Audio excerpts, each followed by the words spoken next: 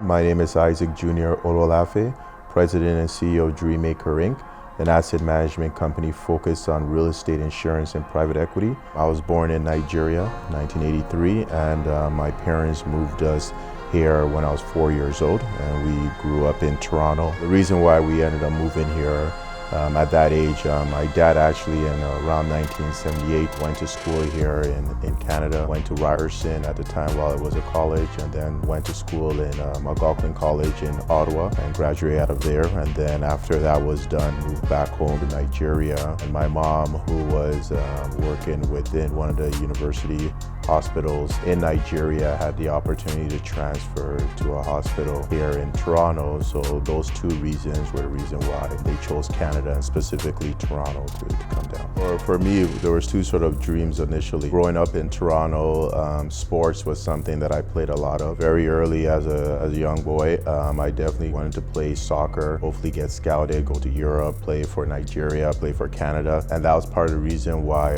my elementary coach and my soccer coach at that time convinced my parents to move us to Woodbridge, which they felt would give me a better chance to get scouted. So this was over 20 years ago. Soccer didn't end up going the way I would have wanted it to, but God had another plan for me and another path. That's when I got exposed to just business in general, real estate, other visions and dreams started to form, which was to get into business and get into home ownership. Right from an early age, again, being exposed to real estate first from my dad and my parents. My dad being a real estate broker, my parents being real estate investors and investing in the first property that they bought here in Canada, they still own it. So that aspect of investing was sort of engraved in me very early, and my expectation and sort of my vision and goal was that hopefully by the time I'm 30, if everything goes as planned, I may be a real estate developer, because I thought that was something that was very neat and cool at that time, not really knowing the full process of getting there, but also the aspect of building communities was always something that I really wanted to get involved in, seeing how could I build communities for my own community, with the background that I came from. So I knew there was different steps I needed to take to make it, to be able to do that. At 21, 22, getting into real estate, buying my first property, and then launching the brokerage firm around the age I was 25, and then launching a development company at 28.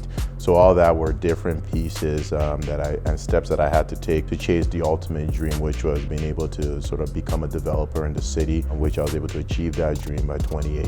Our first project that we built was across Yorkdale Mall, a 9-story building, and thereafter getting into other different products around the city, from custom homes to luxury townhouses to a boutique hotel. It sort of allowed me to achieve the dream that I had for myself, but more importantly, the dream was always around building a company that could create generational wealth, not only for myself, my family, my friends, and the community as a whole. And we feel that with all the different divisions that we've created, both in the real estate side, insurance, and now private equity side, we're on the path of achieving those dreams. From a business owner and even a husband/father of 3 young girls, the first one on the business side of this challenge was the first development project I ever did. Again, I was 28 years old. I went right into a major development, a 9-story building, 3.5 levels, underground parking. Not having experience as a developer was definitely challenging, getting lenders and investors around me to believe in a 28-year-old with no development or construction background, and not coming from a family of development or construction background in Toronto, and also from the community of not having too many examples to be able to point to as mentors in this space. So definitely was challenging, and just had to have faith,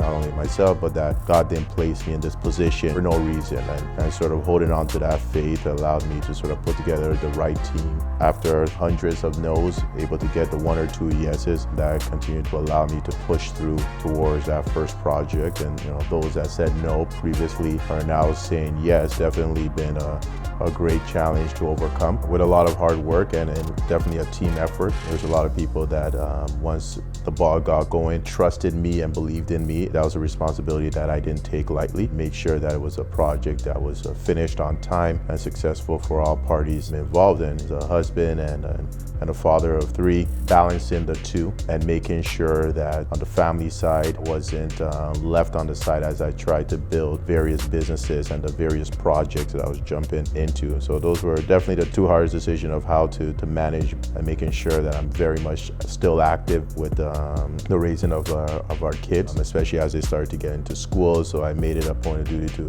be at all the school trips that they're at, to show them that their father is very much involved with them. And then on the business side, making sure we have the right team to be able to execute all the big dreams that I had. On the business side, the bold decision was really having that big dream of creating a legacy, a dream of building a business that is large enough to really change the lives, knowing that can not only just be done through real estate, but it needs to come with training, needs to come with education, with other forms of investments, and laying down a path was a big weight that I threw on my shoulders very early in the game, and which I felt was a very bold decision to make. All the projects that we do, whether on the development side, on the federal side or provincial side, or even on the institutional side, with the donations that we've done to the various universities, U of T and Ryerson, or even on the sports side, being one of the first Black companies to be on the national jersey of a Canada basketball team, and sort of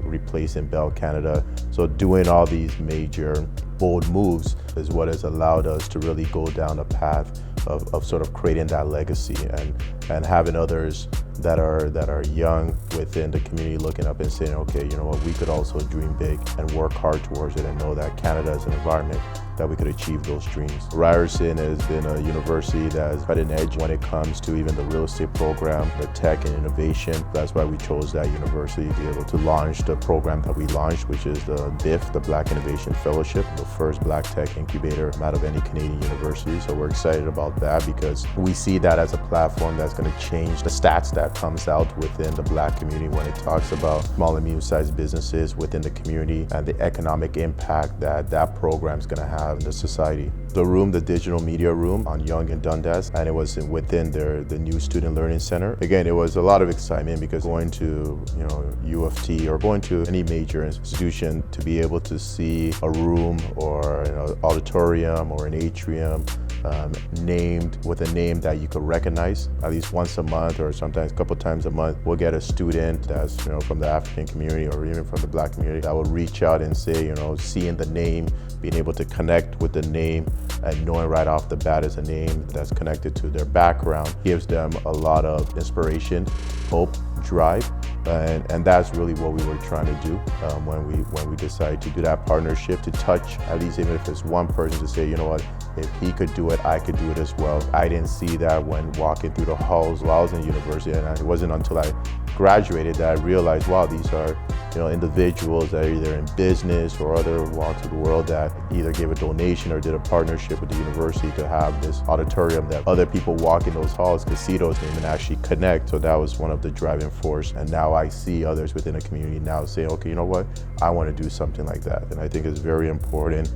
The more institutional partnerships that the community has, the more that we could build a community. Knowing that I have 3 daughters, 8, 6, and 3, the job is not done. Knowing that I could still walk into a lot of boardrooms, construction sites, tech incubators, and not see enough of the community in those places, I know the job's still not done. For me, we're just laying the path that the baton will be passed to another group. We're just doing our part, God willing, for as long as possible. This is not just a 5-year play, a 10-year play, but we're really trying to make generational changes. The biggest advice is that nothing good comes easy. There's always a level of sacrifice, and everyone makes sacrifices. It all depends on what you're channeling that sacrifice towards. Always dream big, regardless of what people around you are saying. Canada's a place where you dream big, you work hard, you don't work in isolation, you integrate within the system, you learn new things, you interact, you sign up for as many courses as you're able to do, workshops, you're able to do network and different events, and study where the economy is going, where the market is going, whether it's in technology and construction, healthcare, all the different spaces and industries that you're focusing on, and then just put in the work. You'll get that break. That's what success is. Preparation, opportunity equals success. The advice I'll give anybody is just continue preparing yourself for when that opportunity does come, you're ready for it, and that's how success will come. Hello everyone, my name is Isaac Jr Olowolafe, and I did not come this far to only come this far.